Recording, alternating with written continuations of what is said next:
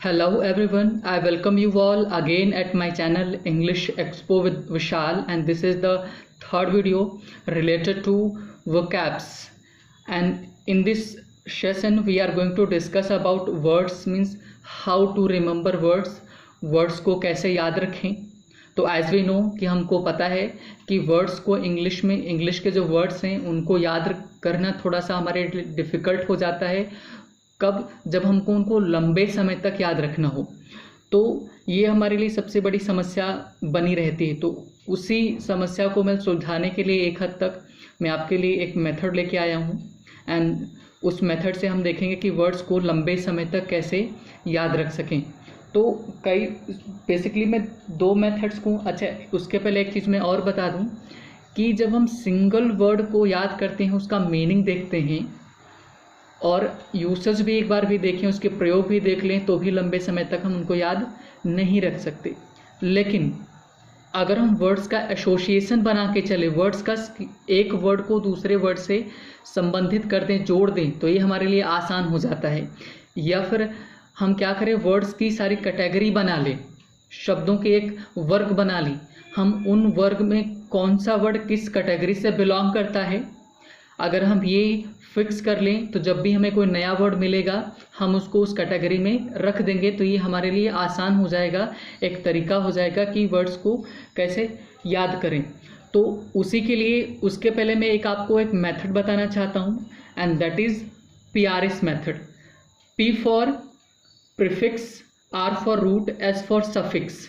तो ये कोई नया मेथड नहीं है, क्लियर, कि चाहे हम हिंदी की बात करें, संस्कृत की बात करें, जो नए शब्दों का निर्माण होता है वो अफिक्सेस का यूज़ करके किया जाता है। और ये जो प्रीफिक्स हैं, सफिक्स हैं, दोनों ही हमारे क्या हैं, अफिक्सेस हैं। AFFIX अफिक्स जो होता है वो क्या होता है कि अफिक्स ही क्या करते हैं, नए वर्ड्स को बनाने में हेल्प करते हैं। प्रीफिक्स और सफिक्स उसी के दोनों पार्ट हैं। तो प्रीफिक्स का मतलब क्या होता है, प्री मतलब पहले, फिक्स मतलब किसी वर्ड के पहले जब हम फिक्स कर देते हैं तो वो हमारा क्या होता है, प्रीफिक्स होता है। और सफिक्स मतलब बाद में जब हम जोड़ते हैं, तो सफिक्स को हम प्रत्यय बोलते हैं और प्रीफिक्स को उपसर्ग बोलते हैं। रूट का मतलब जो मूल शब्द होता है हम उसको क्या बोलते हैं, रूट बोलते हैं। तो ये हमारा मेथड है, PRS मेथड है। P for prefix, R for root, S for suffix. तो हम इसको कैसे याद रखेंगे वही हम आज डिस्कस करने वाले हैं। तो जो मैंने क्या किया हुआ है, सारे जो जितने वर्ड्स लगभग हो सकते हैं मैंने उनकी एक कैटेगरी बनाई हुई है, और उन कैटेगरी में उन वर्ड्स को हम उन कैटेगरी के माध्यम से शब्दों को याद करेंगे। तो जो आपको पहला नंबर 1 दिख रहा है, नंबर 1 पर क्या है, सिनोनिम्स, मतलब जो समानार्थी शब्द होते हैं, मतलब एक ही मीनिंग वाले होते हैं। और उसका मैंने ब्रेक भी किया हुआ है PRS मेथड से। तो कई सारे शब्द होते हैं जिसमें सिर्फ प्रीफिक्स होता है, कई सारे शब्द होते हैं जिसमें सिर्फ सफिक्स होता है, प्रीफिक्स नहीं होता है, मतलब तो कई सारे शब्द ऐसे हैं जिसमें प्रीफिक्स और सफिक्स दोनों है ना। तो हम उसी मेथड को देखेंगे। जैसे मैं अगर वर्ड की बात करूं, इसका एग्जांपल मैं देखूं तो जो मैंने लिखा हुआ है अनकाउंटेबल, है ना। तो इस वर्ड को आप ब्रेक करके देखो PRS मेथड से तो आपको पता चल जाएगा। तो एक वर्ड ये है, वर्ड नहीं है, ये हमारा प्रीफिक्स है। क्या है, प्रीफिक्स है। और जो हमारा काउंट है, काउंट, ये मेन वर्ड है, ये हमारा मेन वर्ड है।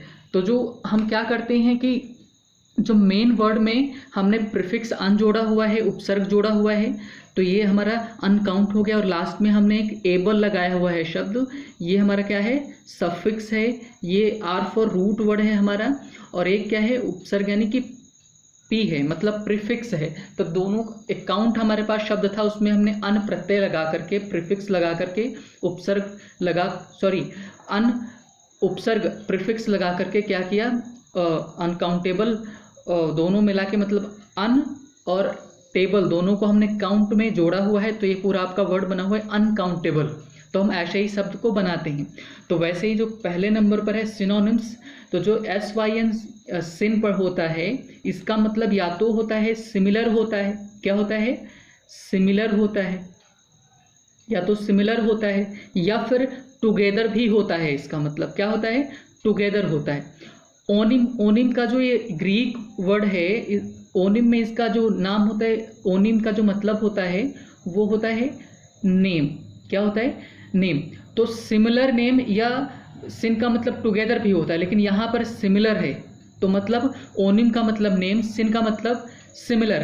तो नेम के ही जैसा वही है, दोनों मिलाकर क्या बना? सिनोनिम्स।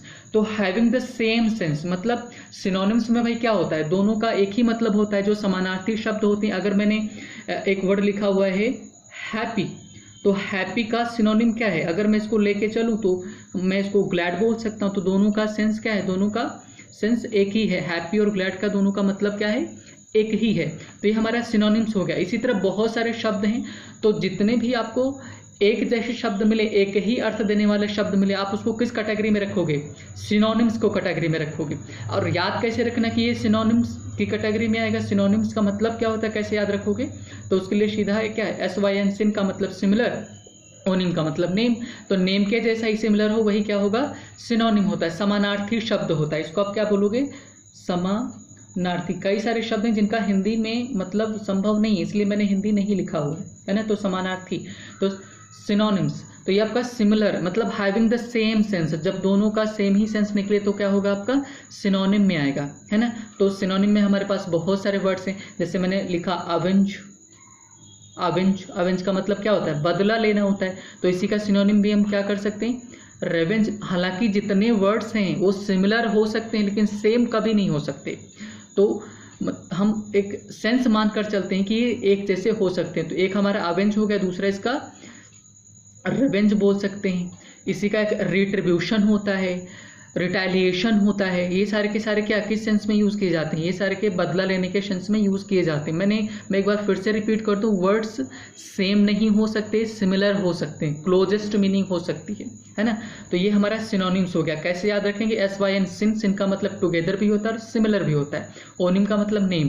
तो जब एक ही जैसे नाम हो, एक ही सेंस दे रहे हो, तो आप उनको सिनोनिम्स की कैटेगरी में रखोगे। मैंने एग्जाम्पल के तौर पर हैप्पी का भी मतलब वही है, ग्लैड का भी मतलब वही है, अवेंज का भी मतलब वही है, रेवेंज का भी मतलब वही है।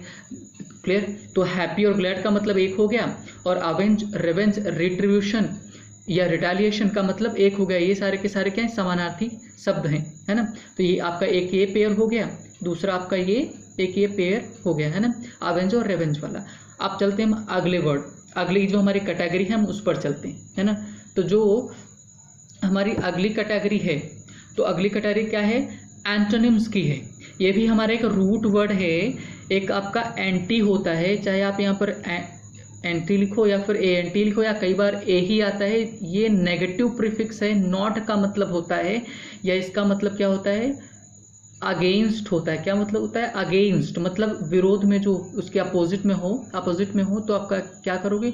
और ओनिम का मतलब वही फिर नेम हो गया। तो मतलब नेम के अगेंस्ट में हो, जो नाम दिया गया उसके उल्टा हो तो क्या होगा? एंटोनिम्स होगा। यही आपका क्या होता है? विपरीत शब्द आते हैं। विपरीत जो आपके एंटोनिम्स होते हैं वो क्या होते हैं? अपोजिट शब्द होते हैं, विपरीत होते हैं। तो अगेंस्ट द नेम, वही मैंने लिखा हुआ है, अगेंस्ट द नेम, जो आपका एक शब्द दिया हुआ है उसके अगेंस्ट में, है ना। तो अब इसके लिए जैसे मैंने लिखा हुआ था कि हैप्पी वर्ड लिखा हुआ था, तो हैप्पी, तो इसका अपोजिट क्या होगा? ऑब्वियसली सैड होगा, है ना। या फिर मैंने लिखा कि मेल आपका है, क्या है? मेल है, तो इसका आप क्या करोगे? अपोजिट क्या होगा? फीमेल होगा, है ना। फादर है तो उसका क्या होगा? मदर होगा। तो मतलब क्या है कि जो एंटोनिम्स वर्ड्स होते हैं ये एक ऐसी कैटेगरी है जिसमें दोनों शब्द क्या होते हैं? एक दूसरे के अगेंस्ट होते हैं। एक दूसरे के क्या होते हैं? अगेंस्ट होते हैं। तो आप एंटोनिम्स की कैटेगरी में अगेंस्ट वाले शब्द को रखोगे, जो विरोधाभास वाले शब्द होंगे उनको रखोगे, है ना। तो ये आपकी दूसरी कैटेगरी हो गई। तो इसमें भी आपके बहुत सारे वर्ड्स हैं, जैसे डे का आप क्या करोगे? नाइट करोगे। तो एक वर्ड आपको याद है, ये तो मैंने इजी एग्जाम्पल के तौर पे मैं आपको बता रहा हूँ ताकि याद हो जाए, मीन्स आसान हो आपके लिए याद करना। एग्जाम्पल के तौर पे मैं सेट कर रहा हूँ, है ना। अब अगर मैं आगे चलूँ, वेरी इंपॉर्टेंट, होमोफोन्स। क्लियर? अब ये क्या होते हैं? इसको भी आप ब्रेक करके देखो, PRS मेथड का लगाओ। PRS मेथड लगाओगे, इसमें जो आपका होमो दिया गया है इसका मतलब क्या होता है कि सेम होता है। इसका मतलब क्या होता है? सेम होता है या एक जैसे होते हैं, है ना। इसका भी होता है। तो होमो का मतलब एक जैसे हो, फोन का मतलब क्या होता है? साउंड होता है। तो मतलब जो एक जैसा साउंड जब निकले, एक जैसा सिमिलर साउंड निकले, क्या निकले? सिमिलर। अच्छा एक चीज़ और, रूट वर्ड्स में एक शब्द के लिए, एक ही मीनिंग के लिए कई सारे शब्द आ सकते हैं, है ना। तो जैसे मैं सिन, जो ऊपर वाले में सिन था उसमें सिमिलर भी आया था, और होमो का मतलब सेम और सिमिलर दोनों होता है। तो सिमिलर कर दो, या फिर आप क्या करो, सेम भी बोल सकते हो, है ना, सेम। तो सेम जब साउंड आए तो क्या करोगे, प्रोनाउंस्ड सेम साउंड, जब सेम साउंड प्रोनाउंस की जाए तो आप क्या करोगे, वो होमोफोन्स की कैटेगरी में रखोगे। इसके लिए आपका बेस्ट एग्जांपल जो हम नॉर्मली बहुत अच्छे से पढ़ते चले आ रहे हैं, हम उसको अगर इस कैटेगरी में रखें तो जैसे मुझे बोलना होगा कि इसका एग्जांपल देना होगा, तो मैं क्या लिख सकता हूँ। जैसे मैंने लिखा कि एक वर्ड लिखा कॉम्प्लीमेंट, ये भी आपका कॉम्प्लीमेंट है, और इसके आगे मैं लिखूँ एक और वर्ड कॉम्प्लीमेंट। दोनों को हम एक ही जैसा पढ़ रहे हैं, प्रोनाउंस्ड सेम साउंड, दोनों का सेम साउंड आ रहा है, लेकिन दोनों का मतलब अलग अलग है ना।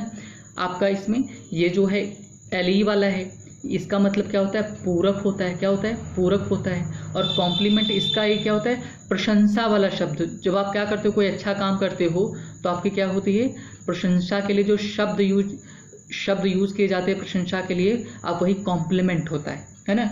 इसमें आप और भी कई सारे शब्द आप लिख सकते हो जो एक जैसे प्रोनाउंस करें, ठीक है। जैसे मैंने क्या बोला कि एक आपका ये डियर होता है, और एक भी आपका ये क्या होता है, डियर। तो एक का मतलब प्रिय होता है, एक का मतलब, इसका मतलब हिरन होता है, और इसका मतलब क्या होता है, प्रिय होता है। तो दोनों एक ही जैसे प्रोनाउंस होते हैं, सेम साउंड देते हैं, तो आप उनको किस कैटेगरी में रखोगे, होमोफोन्स की कैटेगरी में रखोगे, है ना। होमो का मतलब सेम और सिमिलर, फोन का मतलब साउंड। तो जब सिमिलर साउंड आए तो आप क्या रखोगे, होमोफोन्स की कैटेगरी में लेके जाओगे, है ना। आगे चलते हैं। नेक्स्ट जो हमारा वर्ड है वो है पैरोनिम्स। पैरोनिम्स, ये पैरोनिम्स क्या होता है, PARONYMS। तो आप इसको फिर ब्रेक करो, ये पैर, ठीक है, या पार, जो भी आप इसको पार पढ़े, है ना। ओनिंग का मतलब नेम, यहाँ पर भी ओनिंग का मतलब क्या है, नेम है ना। अब पार का मतलब होता है इक्वल, एक कैटेगरी वाले, है ना। तो जब नेम के इक्वल हो तो यहाँ पर इसका मतलब क्या होगा, ठीक है। जैसे एक वर्ड, एक हमारा एक फॉरेन एक्सप्रेशन में आता है पार एक्सेलेंट। तो पार का मतलब क्या होता है, एक जैसे, एक्सेलेंट में जो एक क्या हो, सबसे ऊपर हो, आप उसी को रखोगे, पार एक्सेलेंट, है ना। तो पार का मतलब इक्वल। तो सेम रूट दोनों का इसमें क्या होगा, पैरोनिम्स जो होंगे उसमें रूट तो हमारा सेम होगा, रूट वर्ड जो हमारा होगा वो सेम रहेगा, दोनों शब्दों का रूट वर्ड सेम रहेगा, लेकिन मीनिंग दोनों का डिफरेंट रहेगा, है ना। अब इसके लिए आप क्या देखो, एग्जाम्पल में एक लिख रहा हूं, जैसे मैंने लिखा जुडिशियल, जुडिशियल, और यहीं पर एक मैं दूसरा शब्द लिखूं जुडिशियस। दोनों आप देख रहे हो कि दोनों का रूट वर्ड सेम है ना, रूट वर्ड सेम है। एक जुडिशियल है, दूसरा जुडिशियस है। तो जो जुडिशियल होता है वो रिलेटेड टू जुडिशरी, मतलब जो न्याय पालिका से संबंधित, है ना, जो न्यायपालिका से संबंधित होता है वो आपका होता है जुडिशियल होता है। और जुडिशियस क्या होता है, विवेकपूर्ण, विवेकपूर्ण। तो जब आपको ऐसे शब्द मिलें तब आप किस कैटेगरी में रखोगे, पैरोनिम्स की कैटेगरी में रखोगे। इसके लिए मैं एक और आपको एग्जांपल देना चाहता हूं। जैसे मैंने लिखा कि बड़ा कॉमन सा शब्द है लग्जूरियस, दूसरा हमारा इसी रूट वर्ड से बना हुआ है लग्जूरियंट। तो एक हमारा लग्जूरियस है, दूसरा लग्जूरियंट है, दोनों का रूट वर्ड सेम है ना, लेकिन दोनों का मीनिंग अलग अलग है। लग्जूरियस का मतलब ऐशो आराम वाला, जो आरामदायक चीज़ें हों उसके लिए आप यूज़ करते हो, जो है ना। लग्जूरियंट का मतलब क्या होता है, जो लग्जूरियंट का मतलब होता है हाईली फर्टाइल। मैंने लिखा हुआ है, मैं बोल दे रहा हूँ, हाईली फर्टाइल मतलब बहुत ज़्यादा जो प्रचुर मात्रा में हो, उपजाऊ हो, उसके लिए। जैसे आप जैसे बहुत सारे शैम्पू आते हैं उस पर लिखा रहता है means it is good for luxuriant hair, है ना। तो मतलब जो आपके बालों को प्रचुर मात्रा में बढ़ा दे वही क्या होता है, लग्जूरियंट होता है। तो हाईली फर्टाइल, उसके लिए अब लग्जूरियंट वर्ड यूज़ किया जाता है। तो आपको एक वर्ड पता है लग्जूरियस, दूसरा वर्ड आप उसी के सहारे याद कर सकते हो लग्जूरियंट। आप इस तरह के वर्ड्स को जिनका रूट वर्ड सेम है, मूल शब्द सेम है, आप उनको किस कैटेगरी में रखोगे? पैरोनिम्स की कैटेगरी में रखोगे, है ना। अगला वर्ड देखते हैं 5th नंबर पे जो हमारा है ना। 5th नंबर पे क्या है देखो, 5th नंबर पर है होमोनिम्स। अब होमोनिम्स में देखो फिर वही आ रहा है, होमो का मतलब सेम होगा, ठीक है, ओनिम का मतलब नेम। अब इसमें क्या होगा कि होमो का मतलब सेम, ओनिम का मतलब नेम, है ना। अब उसमें देखो इसका मतलब क्या है यहाँ पर, तो ये मतलब नेम दोनों का सेम होगा। अब नेम सेम होने का मतलब यहाँ पर क्या है, one spelling many meanings. Spelling एक ही रहेगी लेकिन उसके मीनिंग कई सारे रहेंगे। फॉर एग्जाम्पल मैंने लिखा बैट, तो एक बैट का मतलब क्या होता है, चमगादड़ होता है ना। और दूसरा बैट का मतलब क्या होता है, आपका बल्ला होता है। तो आप इस किस कैटेगरी में रखोगे, होमोनिम्स की कैटेगरी में रखोगे, है ना। मतलब दोनों शब्द एक ही हैं, लेकिन इस दोनों शब्द एक ही, स्पेलिंग एक ही है, लेकिन मीनिंग उनका क्या है, अलग अलग है। और इसका एक एग्जांपल देखते हैं, है ना। जैसे मैंने लिखा कैपिटल, तो एक कैपिटल का मतलब क्या होता है, राजधानी होती है।